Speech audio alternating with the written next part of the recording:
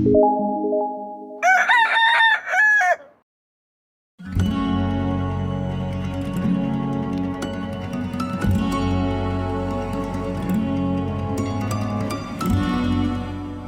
में ड्रग्स से जुड़े अपराधों पर रोकथाम के लिए एक एजेंसी मौजूद है जिसका नाम है एनसीबी यानी नारकोटिक्स कंट्रोल ब्यूरो।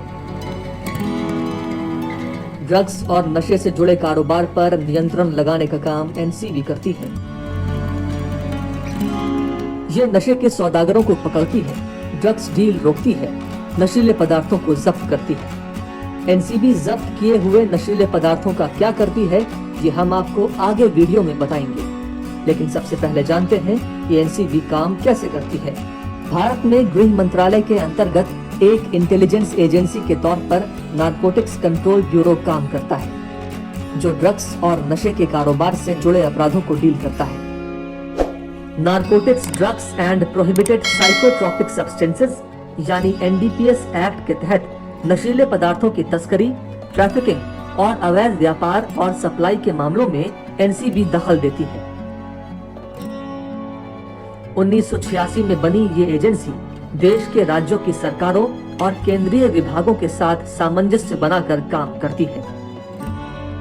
1985 में सबसे पहले एनडीपीएस एक्ट बनाया गया।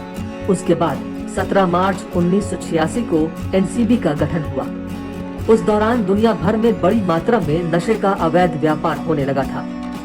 ऐसे में संयुक्त राष्ट्र जैसी एजेंसियां नशे के इस नेटवर्क के खिलाफ सख्त और कारगर तरीके अपनाने पर जोर दे रही थी। इसी के बाद भारत में भी एनसीबी प्रभाव में आया। एनसीबी का मुखिया यानी डायरेक्टर जनरल एक आईआरएस या आईपीएस अफसर होता है। एनसीबी का मुख्यालय देश की राजधानी दिल्ली में है, जबकि जोन्स के हिसाब से एनसीबी के मुख्य दफ्तर मुंबई, इंदौर, कोलकाता, दिल्ली, चेन्नई, लखनऊ, जोधपुर, चंडीगढ़, जम्मू, अहमदाबाद, बेंगलुरु, गुवाहाटी और पटना में है।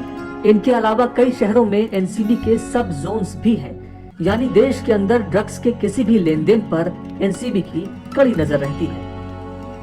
एक खास बात यह है कि एनसीबी आरटीआई एक्ट के तहत सूचना के अधिकार के दायरे से बाहर है।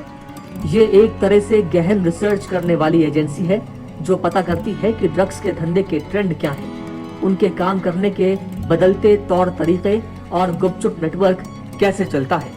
ये सब सूचनाएं जुटाने और उनके विश्लेषण करने का काम भी एनसीबी का ही है।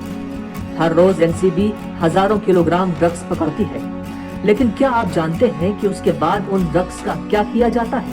ऐसे केस में एनसीबी ड्रग डिस्पोजल कमेटी बनाती है। इन ड्रग्स को तबाह करने का डिस्पोजल ऑर्डर निकलता है और फिर शहर के पोल्यूशन कंट्रोल बोर्ड से इजाजत लेकर इन नशीले पदार्थों को एक फर्नेस या इंसिनरेटर में रखकर जला दिया जाता है।